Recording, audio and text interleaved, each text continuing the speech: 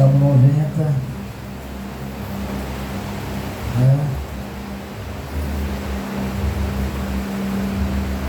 Nós vamos meditar um pouquinho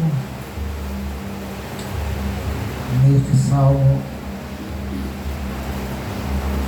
que é da autoria de Moisés, do servo de Deus Moisés. Nós vamos falar sobre a eternidade de Deus e a brevidade dos homens. A eternidade de Deus e a brevidade dos homens, ou a transitoriedade. Aleluia. Transitoriedade dos homens. Irmãos, quando eu tinha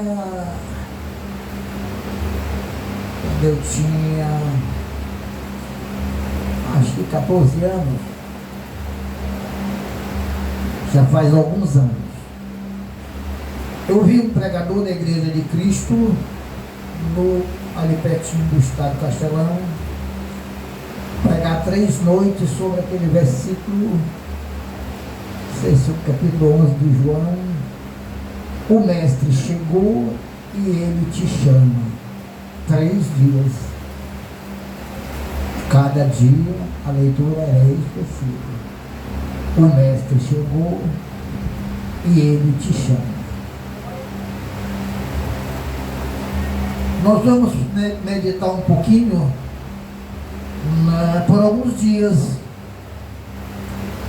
nesta riqueza incomparável, insondável, que é o versículo 12 do capítulo ou do Salmo 90, escrito por Moisés. Ensina-nos a contar os nossos dias, para que o nosso coração alcance sabedoria. Ensina-nos a contar os nossos dias, para que o nosso coração encontre sabedoria.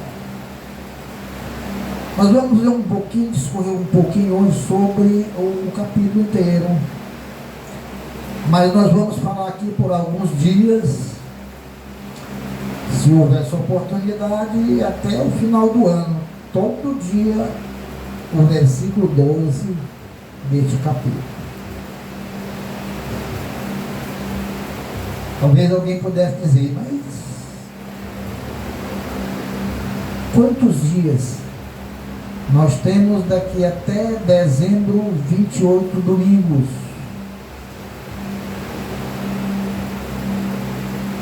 Então, por alguns dias, longos dias, nós vamos falar só neste versículo 2. O nosso problema, irmão, é que eu ouvi muitas vezes alguns pregadores falar e dizia que a Bíblia, ela se renova a cada manhã. Paulo diz que a Bíblia é uma profundidade. A Escritura é uma profundidade. E é isto. É que às vezes nós lemos a palavra. Lemos pouco, mas não estudamos.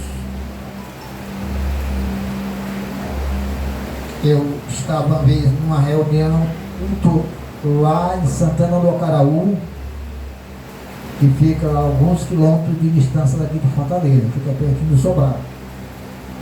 E o pastor que estava lá, era o pastor lá do campo, ele disse que tinha um amigo que era doutor. E eles tinham uma intimidade que sempre conversava. O doutor não era crente, mas sempre estava nas reuniões, nos seus cultos, e tinha aquela intimidade. Aí ele disse que estava conversando, o doutor conversando com o pastor, e ele disse: fulano, eu não sei o que vocês têm, que lê a Bíblia e fala tão bonito, e eu não entendo nada, leio, não entendo nada. Ele disse: doutor, O jumento come o jornal todo e não dá uma notícia. Uma resposta brusca, mas era pelo motivo da intimidade que eles tinham. Então, o que nós queremos dizer? Que se nós só lermos a Bíblia, nós não vamos compreender o que Deus está falando, porque a Bíblia é Deus falando conosco. A Bíblia é Deus falando conosco. A Bíblia diz que, tendo Deus falado muitas vezes, capítulo 1 de Romanos, através dos profetas, através da natureza, a vegetação, as coisas que Deus criou. Quando nós olhamos, Deus está nos falando aquela grandeza. Quem podia criar a vegetação? Uma pequena árvore nascer de uma semente e ela ir tomando forma e crescendo até ela chegar ao ponto de frutificar, e o fruto dela serve para nosso alimento, e seus ramos, as suas folhas servem para nos abrigar. Quem pode fazer isto senão Deus? Então Deus nos falando através da natureza, os montes, os grandes rochedos, quem criou? Eles se fizeram só? Não, Deus os criou. Deus os criou. Então é isso que nós precisamos compreender. Então Paulo disse, tendo Deus nos falado através dos profetas, através da natureza, agora tem nos falado pela sua palavra. Pela sua palavra. E o motivo de nós não compreendermos é o nosso imediatismo. O nosso imediatismo de querermos as coisas naquela pressa. E quantas vezes que nós passamos dias e dias sem nem lermos a Bíblia, quanto mais meditarmos no seu conteúdo, no seu valor, procurar meditar, prescrutar o que Deus está nos falando através da sua palavra, para que nós possamos compreender. E é o que Moisés nos exorta aqui no capítulo, no versículo 12. Leiam quanto puder estiver sempre em casa, para ver se vocês compreendem alguma coisa, para ver o que Deus vai nos falar. Então, havendo Deus falado pelos profetas, pela sua igreja, hoje Ele nos fala pela sua palavra. Hoje Deus nos fala pela sua palavra. Mas antes que nós falamos alguma coisa do conteúdo desta palavra, nós falamos um pouquinho de seu autor do Salmo 90, autor do Salmo 90, Moisés. Moisés era filho de uma hebreia. Quando Moisés nasceu, havia uma perseguição que estava sendo procurado todas as crianças do sexo masculino para que matassem. Era para ser morto todas as crianças do sexo masculino. Moisés estava nessa lista. Mas quando Deus tem um propósito, um projeto nas nossas vidas, Ele nos preserva a vida. Lembram de Jesus, quando Maria deu a luz a Jesus? Então houve também uma perseguição. Herodes queria matar todas as crianças do sexo masculino. Com que objetivo?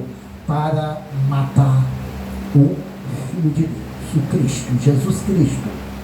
O projeto era esse, o propósito era esse. Então nós vemos a perseguição e a maneira como Maria e José fugiam por causa da perseguição, para preservar a vida do seu Filho Jesus Cristo.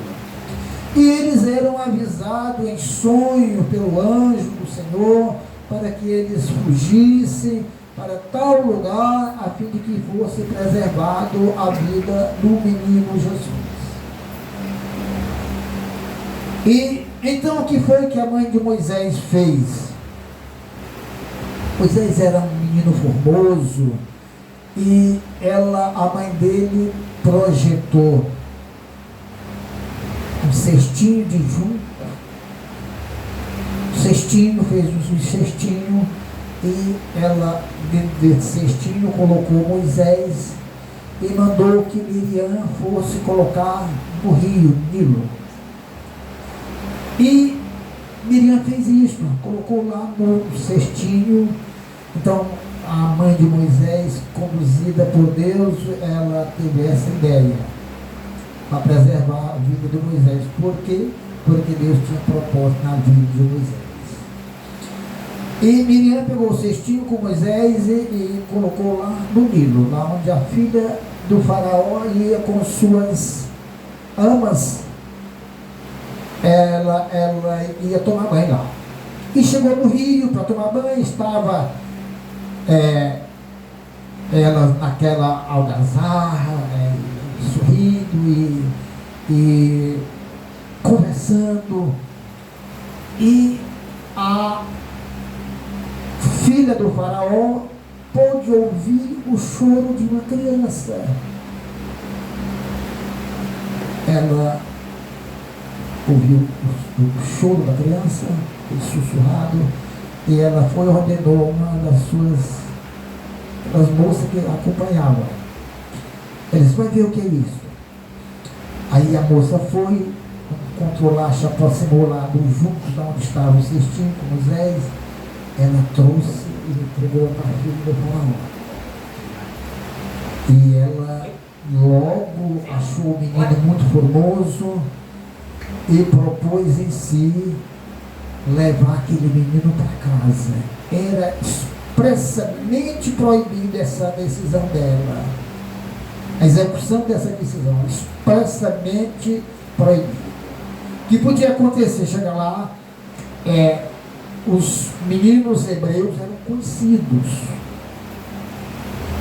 E chegando lá no palácio, ela tinha que esconder do faraó, porque se o faraó visse o menino, era para matar, para ser morto. Por quê? Porque era hebreu.